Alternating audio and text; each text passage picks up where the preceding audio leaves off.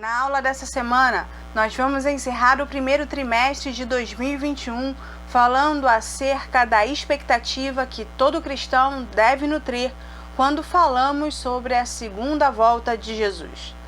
Fique conosco, vai começar mais uma aula de Escola Bíblica Dominical.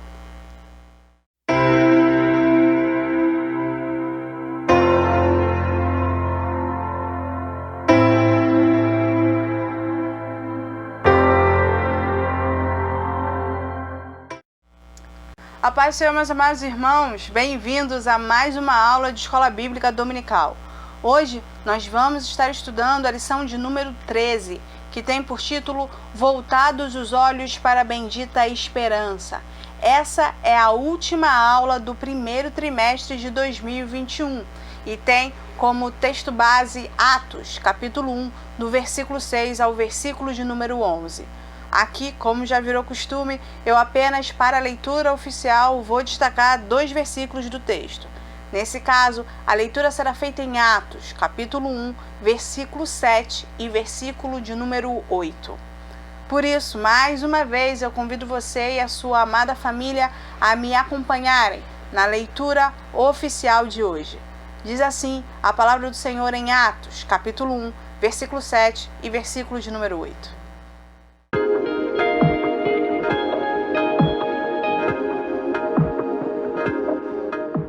E disse-lhes: Não vos pertence saber os tempos ou as estações que o Pai estabeleceu pelo seu próprio poder.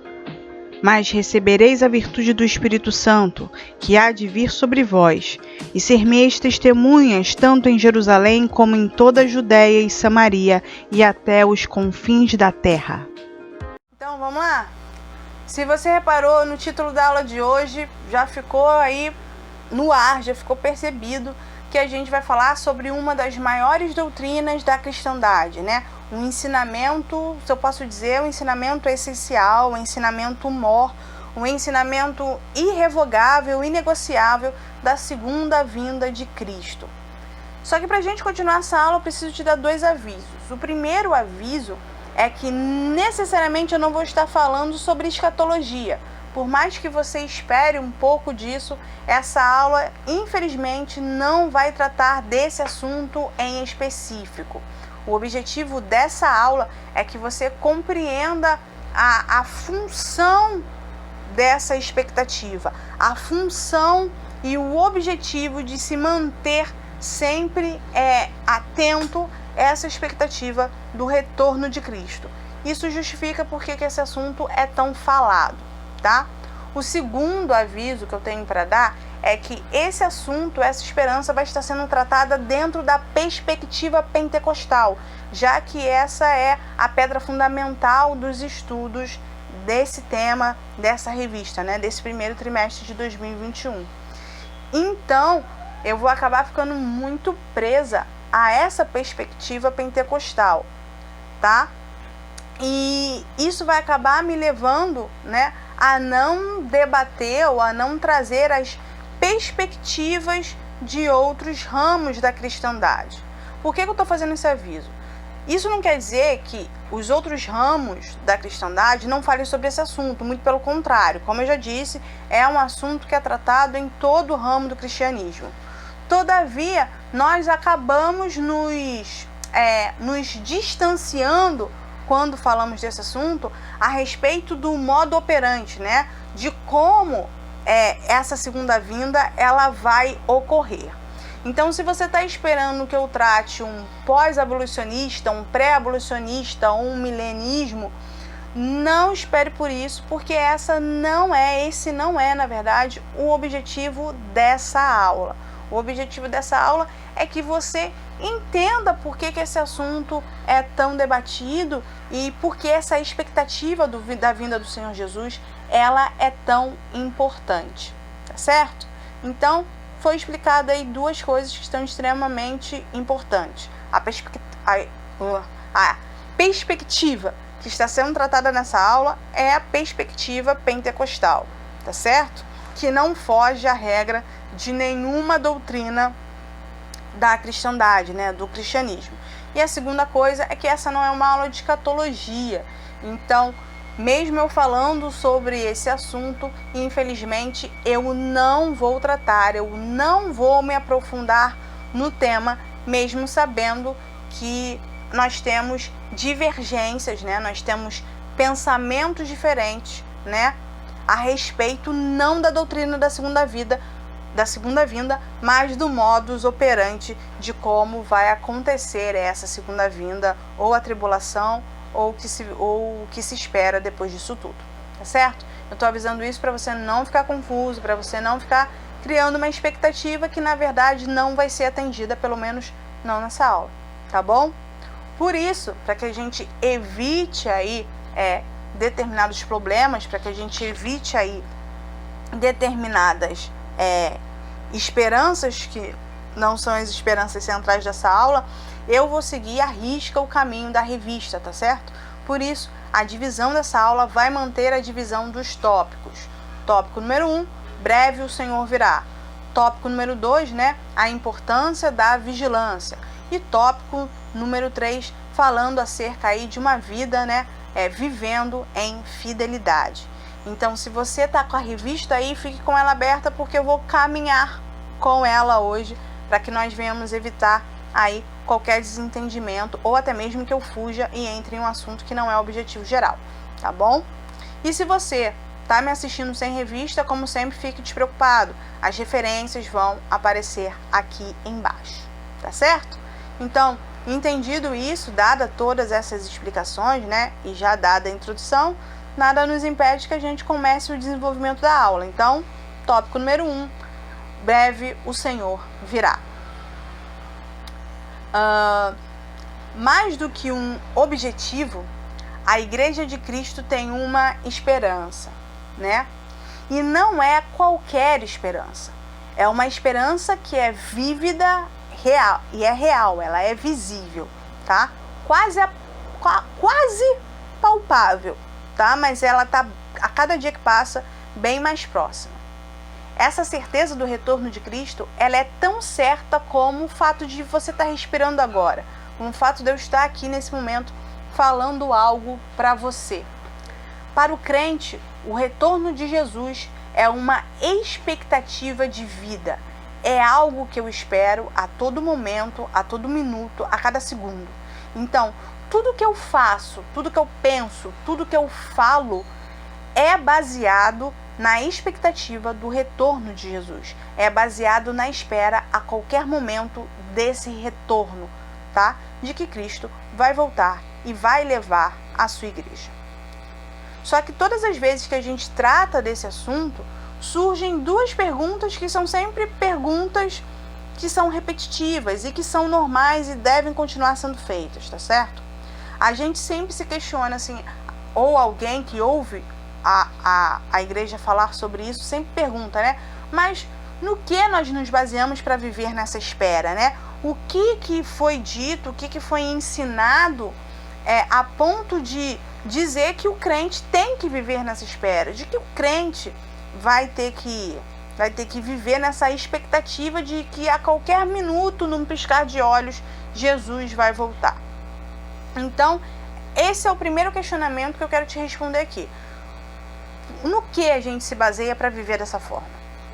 A segunda vinda de Cristo, ela é ensinada em toda a Bíblia, tá certo? Só que ela vai ganhar destaque nos evangelhos e nas epístolas, tá? No compromisso apostólico a gente vai ver esse tema ganhando destaque de forma contínua. Esse é um tema que sempre vai aparecer nas epístolas. Sem falar que foi o próprio Senhor Jesus que prometeu que queria retornar, que ele retornaria para nos buscar e nos levar para casa. Tudo bem? Então, no que se baseia essa expectativa de vida? Essa expectativa de vida se baseia primeiro na palavra de Deus, que é a base de toda a conduta do cristão. É a base de toda a conduta e de tudo aquilo que o cristão espera.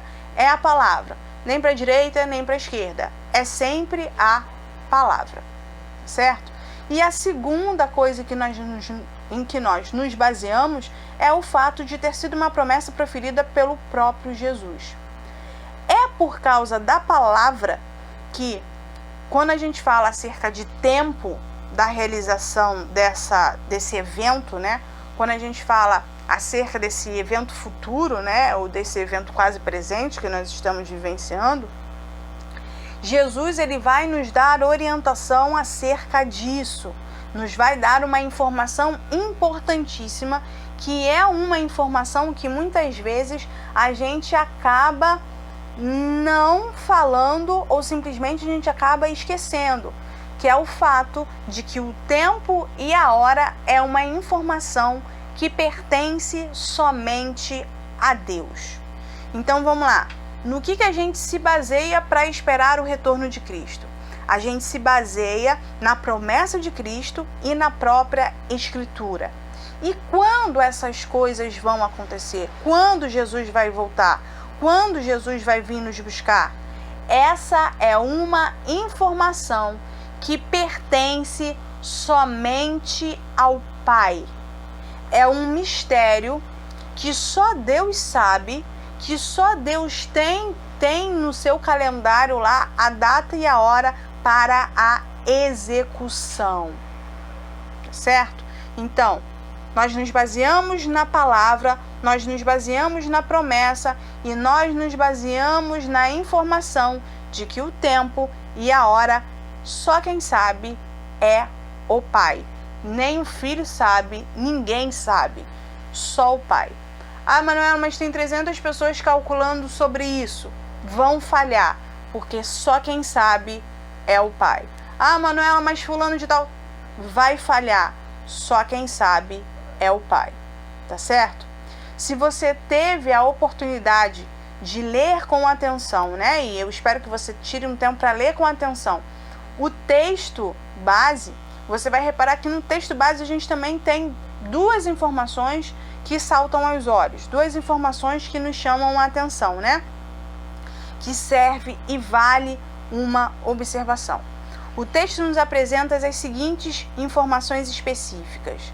Primeira informação que o texto base nos ensina, tá? E por isso nós nos baseamos na palavra.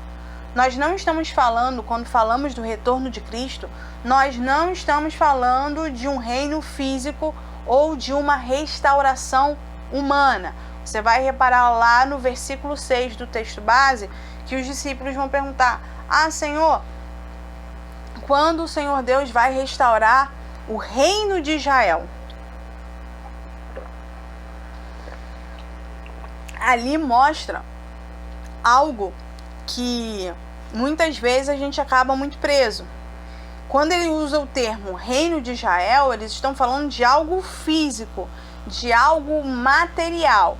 E essa espera, ela não é uma espera física, ela não é uma expectativa material, ela é uma expectativa espiritual. O Senhor não estava falando de um retorno, de uma restauração física. Não dá, por causa do pecado, não tem como. O pecado já deteriorou tudo isso aqui.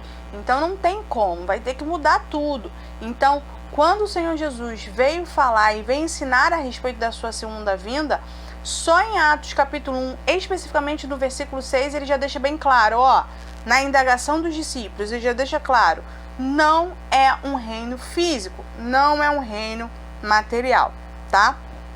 A segunda coisa que o texto base deixa claro, e a segunda informação, né? Que essa esperança não é uma esperança limitada ao povo de Israel. Não é uma esperança limitada apenas a Jerusalém. No versículo 8 fica bem claro isso, quando ele fala que vai passar a Judéia, vai passar Samaria e vai chegar a toda a criatura, tá certo? Até os confins da terra. Isso significa que a esperança do retorno de Jesus, ela não é limitada a um grupo ou vai ser divulgada a só um grupo, não. Toda a humanidade precisa ouvir acerca do retorno de Cristo, precisa ouvir acerca do arrependimento, para que todo mundo saiba que o Senhor em breve vai voltar, para que todos saibam, né, que breve o Senhor vai voltar para resgatar a sua igreja. Então, você vai observar aqui que a todo momento estamos nos baseando na palavra de Deus e principalmente naquilo que Cristo vai nos ensinar acerca do seu retorno, acerca da sua segunda vinda, tá? E a segunda coisa que todo mundo sempre pergunta e sempre questiona, principalmente crente, né? É por que se fala tanto da proximidade desse dia? Por que a gente fala o tempo todo porque Jesus está voltando, está próximo, Jesus está voltando, está próximo, Jesus está voltando, está próximo? Nós sabemos, através da palavra de Deus, né, e através do ensinamento do próprio Cristo, que esse dia se aproxima porque estão sendo deixados sinais. Jesus vai listar, né, vai dar uma lista de eventos a respeito desse dia, a respeito do contexto em que esse dia vai ser realizado, vai ser executado. Então, o que acontece aqui? Muita gente, os discípulos perguntavam, Senhor, quando é que o Senhor vai voltar? Quando é que a gente vai saber que esse dia está próximo? Como a gente vai saber que o Senhor está voltando? Jesus não sabia o dia, Jesus não sabia a hora.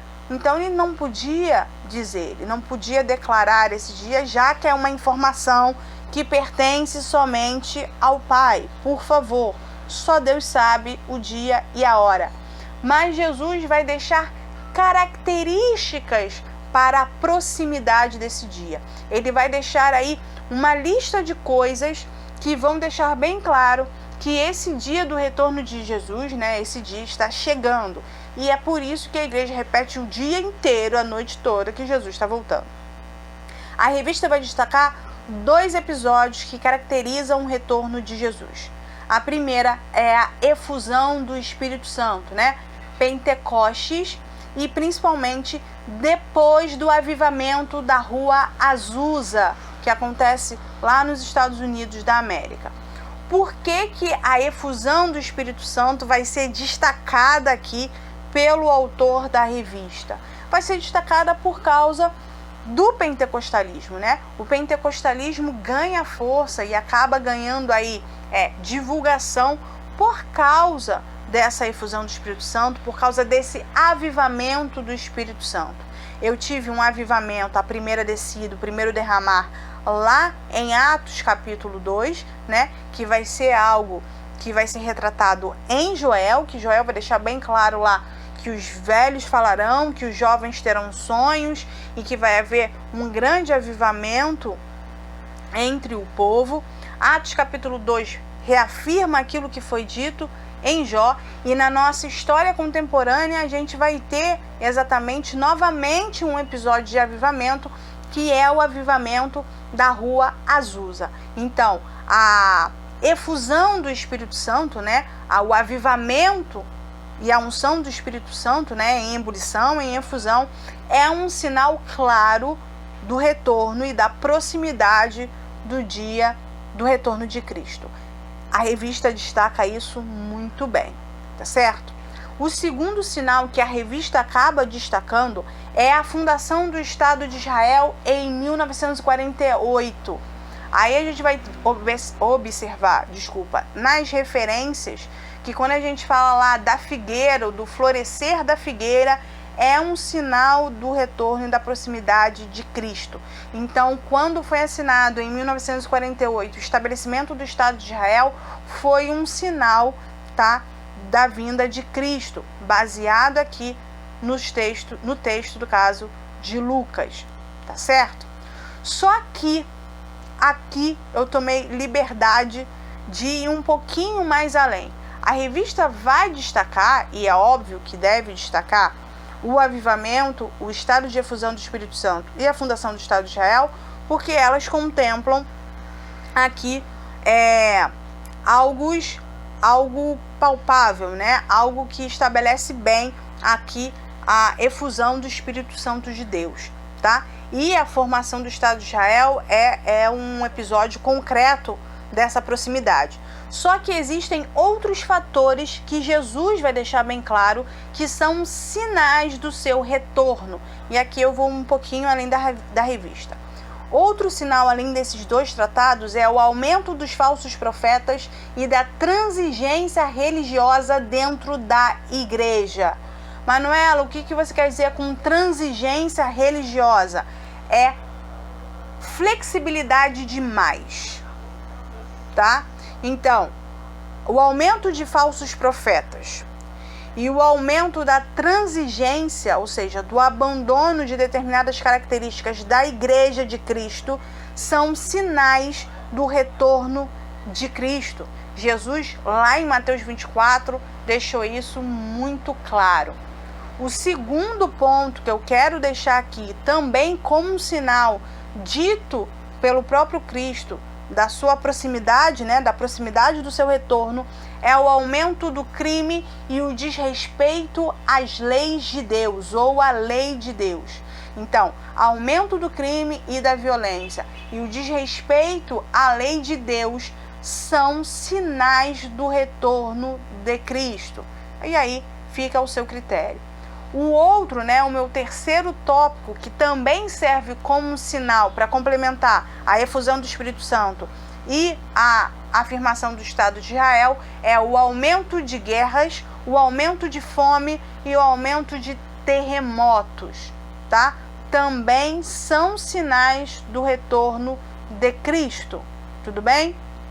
E quarto e último tópico, que serve como também sinal do breve retorno de Jesus, é a diminuição do amor e da afeição no lar, tá? Esses são sinais do retorno de Cristo. Ah, Manuela, vai parar por aí? Eu falei assim, não, ainda tem mais um aqui que eu contei errado. Tem a perseguição mais severa ao povo de Deus. Então, não é só efusão e a formação do Estado de Israel. A efusão e a formação do Estado de Israel são sinais bem visíveis, são sinais bem concretizadores. Todavia, existem mais 5 sinais que estabelecem esse retorno, e todos esses sinais estão baseados na palavra de Deus e foram preditas ali pelo próprio Messias. Em outras palavras, em suma, a vida de Cristo é tão certa quanto a sucessão de dias e estações, porque quem garantiu foi o Senhor Jesus. E é nisso que todo ramo do cristianismo acredita. E é isso que torna a doutrina do ensino do retorno de Cristo uma doutrina inegociável e irrevogável. Lembrando, todos os ramos do cristianismo concordam com essa segunda vinda, tem isso como doutrina. A gente só vai variar no tocante à maneira do modo operante, de como isso tudo vai acontecer. Então, o cristão vive essa expectativa, tá? De forma plena, porque ele não sabe o dia, ele não sabe a hora, e isso torna ele uma pessoa mais vigilante, ou pelo menos ter a necessidade de ser mais vigilante. E a partir daí que a gente vai para o segundo tópico, a necessidade da vigilância. Viver em expectativa é viver na espera de que a qualquer momento algo vai acontecer. E na vida do cristão, a gente vive na expectativa de que a qualquer minuto Jesus vai voltar. Justamente porque ninguém sabe o dia e ninguém sabe a hora. Então isso nos obriga a nos mantermos num estado de atenção, Gera em nós a necessidade e uma forte obrigação, de vivermos uma vida de plena vigilância, de estarmos em estado de atenção constante, tá? Essa condição de alerta, essa condição de atenção é o que a gente vai chamar de vigilância, que nada mais é do que um estado ou medidas de precaução. Em outras palavras, o cristão, ele vive na expectativa de que Jesus pode voltar a qualquer minuto. E a vontade dele estar com o Pai é tão grande que ele fica vigilante, ele fica atento, ele toma medidas de precaução para que nenhuma atitude, nenhuma fala, nenhum pensamento o afaste de Cristo ou o leve para um caminho que não seja o caminho ensinado e estipulado pelo próprio Senhor. Então, a vigilância está muito ligada à precaução, ao cuidado com o caminhar, ao cuidado com a maneira como se vive, ao cuidado com a sua conduta, de uma tal forma que faça com que o cristão não se afaste de Cristo e não se afaste da esperança de viver a segunda vinda de Cristo. Tá certo? Então, existe a necessidade da vigilância? Existe, porque somos humanos, somos falhos e somos tendenciosos ao pecado. Então, nos mantermos vigilantes é uma forma de precaução para que nós não venhamos nos afastar de Cristo. O próprio Senhor Jesus, ele vai nos exortar a respeito, de nos mantermos vigilantes. E esse ensino, ele vai ser continuado na pregação apostólica. Ele vai continuar sendo ensinado, pelos apóstolos, para que ninguém venha se perder, para que ninguém perca a oportunidade de experimentar esse evento, de experimentar aí ser arrebatado e ser resgatado por Cristo, tá? Essa é uma necessidade de extrema importância, porque nos mantermos vigilantes também nos ajuda a nos prevenir contra algumas coisas, como por exemplo, contra falsos profetas, falsas doutrinas e principalmente tomarmos cuidado com algo que chamamos aqui de falsos alarmes. O que seriam falsos alarmes? Falsos alarmes seriam falsas predições do retorno de Cristo, falsas determinações do dia, da hora ou até mesmo do ano em que Jesus vai voltar. Toda doutrina, tá certo, que fala de dia, de hora e de ano desse retorno está contrário à doutrina bíblica, está contrário àquilo que Jesus ensinou. E o que Jesus ensinou? Nem eu sei a data nem a hora, só quem sabe é o Pai. Essa informação é do próprio Deus, tá? Ah, Manuela, mas e quando eu escuto alguém falando que Jesus está voltando, que os sinais estão aí, isso está errado? Não, não está errado. Por quê? Porque realmente nós vemos os sinais, nós realmente ligamos a televisão e vemos que realmente tem acontecido, os sinais estão aí e a cada momento da nossa história, esses sinais vão ficar mais claros, vão ficar mais intensos, vão ficar mais palpáveis. Só que quando um profeta ou um falso profeta determina dia, data e hora a respeito desse tema, a respeito desse assunto, ele está fugindo da doutrina bíblica, tá? É por isso que é tão importante que o crente se mantenha vigilante, que o crente se mantenha baseado o tempo todo na palavra divina. A base da vida do cristão é a Bíblia, é a palavra de Deus, tá? É por isso que se faz necessário que o homem se mantenha principalmente em fidelidade a Deus. E o que é viver em fidelidade? É seguir exatamente aquilo que as Escrituras orientam e estar atento o tempo todo àquilo que a palavra ensina a respeito de todas as coisas, principalmente a respeito desse tema. Então, a partir de agora, eu já posso pular para o tópico número 3, que é vivendo com fidelidade. Eu acabei de falar que é necessário você ser fiel às Escrituras, E o que é ser fiel? Fiel está relacionado a dois termos, a duas palavras, a verdade e a lealdade. Ser fiel significa seguir aquilo que lhe foi apresentado, seguir aquilo que lhe foi determinado com diligência, tá? Ou seja, com zelo, com cuidado, como forma de não fugir daquilo que você escolheu. Ser fiel é obedecer, e obedecer com certeza e com convicção. Então, viver com fidelidade é viver sendo fiel, sendo verdadeiro, sendo leal com a escolha de vida que você escolheu para sua vida. Então, quando um cristão, ele aceita a Cristo, ele precisa compreender que ele decidiu ser fiel a um estilo de vida que é baseado naquilo que Deus orienta, que é baseado naquilo que Deus instruiu o homem. Instruiu aonde? Através da palavra de Deus, através do exemplo do seu filho e através dos ensinamentos deixados pelos apóstolos. Tá certo? Ah, Manuela, então Deus pede para que eu seja fiel. Qual é o princípio dessa fidelidade aí? O que estabelece essa fidelidade? Como esse relacionamento de fidelidade, né, é construído? A primeira coisa que, quando a gente vai conhecer alguém, ou vai conviver com alguém, né, ou vai se relacionar com alguém, que a gente precisa fazer é conhecer esse alguém.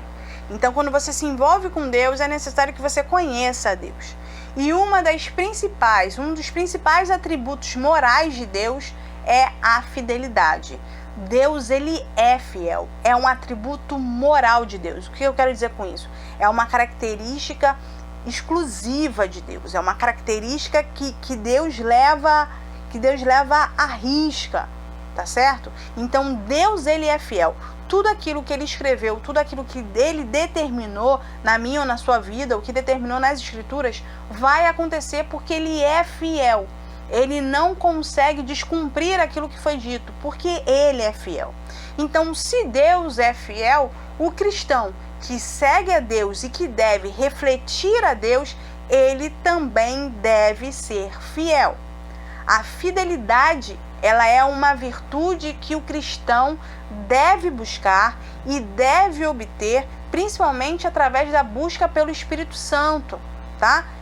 A fidelidade é um desses atributos, é um dos frutos do Espírito Santo. É algo que o Espírito Santo produz em nós, tá? E deve se tornar uma característica fundamental, essencial da caminhada cristã. Então, o que me faz ser e viver a expectativa de que Jesus vai voltar? Que Deus é fiel. Se Deus falou que Jesus vai voltar, se o próprio Cristo falou que Jesus vai voltar e os apóstolos ensinaram, né, com a ajuda e orientação, inspirados pelo Espírito Santo, que Jesus vai voltar, ela é uma doutrina e ela é uma doutrina certeira, ela é uma doutrina de certeza, ela é uma doutrina, sim, inegociável. E qualquer um que descarte isso não está sendo fiel àquilo que Deus estabeleceu, à palavra de Deus, tá? Então, viver a expectativa é viver em fidelidade. É fazer aquilo que Deus disse, é viver aquilo que a lei de Deus determinou, com a certeza de que vai acontecer, que eu vou morar no céu, com a certeza de que isso é correto, com a certeza de que isso agrada a Deus. A aula de hoje ela foi toda divididinha assim, desse jeito, para que você entenda coisas importantes. A primeira coisa, e aqui eu já caminho para a conclusão, que Jesus ele vai voltar. E isso não é uma utopia, tá? Eu gostei muito quando o autor da revista colocou esse termo, né? Utopia. O que é uma utopia? É algo inalcançável, é um sonho, tá certo? E o retorno de Cristo não é um sonho. Então não trate a segunda vinda de Jesus como uma utopia. Isso não existe. Você vai precisar reavaliar os seus conceitos como cristão se você entende o retorno de Cristo como uma utopia. O retorno de Jesus é mais certeza do que qualquer outra coisa. Tá certo? A segunda coisa que a gente trabalhou aqui, que mantém a nossa expectativa, é no que isso está fundamentado. No quem foi que disse isso? Quem são as pessoas que estão declarando isso? E se isso está tão próximo, quais são os sinais disso? Jesus deixou vários sinais do seu retorno. Jesus deixou descrições específicas desses sinais. Tá? Se você for em Mateus 24, você vai ver isso com muita clareza, tá certo? E é por isso, e é isso que estimula o cristão a viver na expectativa da segunda vinda de Cristo e viver em fidelidade. viver em fidelidade é muito importante, porque quando eu vivo em fidelidade, eu vou me santificar. Quando eu vivo em fidelidade, eu vou cumprir os meus serviços. Quando eu vivo em fidelidade, eu vou buscar o Espírito Santo de Deus, eu vou aperfeiçoar os meus dons. Quando eu vivo em fidelidade, eu alimento a minha fé. E sem fé é impossível agradar a Deus. Então, se eu e você temos como objetivo a segunda vinda de Cristo e alcançar o céu, nós precisamos viver em fidelidade. Nós precisamos viver em expectativa e principalmente vivermos em vigilância, porque existem critérios para alcançar o objetivo final, tá? Então vamos para a conclusão? Vamos lá? A certeza da segunda vinda de Cristo, né? Ou a certeza da bendita esperança é exatamente isso. É ter a certeza de que a qualquer minuto, que a qualquer hora, que a qualquer instante, Cristo vai voltar. É ter a certeza que eu vou ser resgatado no momento certo, eu vou ser resgatado na hora apropriada. E isso acaba me estimulando a estar em vigilância, a estar atento para que eu não perca a essa hora, que eu não perca esse momento, que eu não perca esse chamado, assim como aconteceu com as cinco virgens imprudentes, né? É por isso que eu vivo uma vida de fidelidade, de acordo com aquilo que a palavra me ensina e aquilo que eu faço para Deus, de acordo com aquilo que foi orientado. E principalmente, eu vivo uma vida em expectativa a fim de retribuir não só a bondade e o amor de Deus, mas uma forma também de devolver a Deus a sua fidelidade para conosco. Então, se existe alguma esperança que o crente deve levar por toda a sua vida como cristão, é a esperança de que, por mais que as coisas estejam difíceis, no momento certo, na hora certa, na circunstância apropriada, Cristo vai retornar e vai fazer valer a sua glória, a sua majestade e recompensar o seu povo. Terminamos o primeiro trimestre de 2021. Mais uma vez, eu agradeço a Deus porque chegamos até aqui. Estamos vivendo ainda um tempo muito difícil, mas eu quero agradecer a todos vocês que assistem a aula de escola dominical, agradecer a todos que estão retornando para a escola bíblica dominical também presencial e convidar a você mais uma vez a estar nos acompanhando, seja presencialmente ou seja aqui pelo YouTube, nesse segundo trimestre de 2021. Nesse segundo trimestre de 2021, nós vamos estar falando sobre algo que rabiscamos aqui, mas agora vamos nos aprofundar. Nós vamos falar sobre dons espirituais e ministeriais, tá? Se você quer adquirir a sua revista, é só você pedir ali pela CPAD, porque é essa revista que a gente está utilizando agora para esse segundo trimestre e é esse tema que a gente vai abordar durante aí esses 3 meses. Tudo bem? Que Deus abençoe você, abençoe a sua casa, abençoe a sua família, que Deus multiplique o entendimento na sua vida e que você possa ser enriquecido e bem alimentado aí por aquilo que o Espírito Santo de Deus tem colocado no nosso coração. Amém? Tenha um excelente final de semana, né? Resto de semana, que Deus guarde você e a sua família e eu te aguardo na próxima aula de Escola Bíblica Dominical, agora com um tema novo. Deus abençoe e até a próxima aula.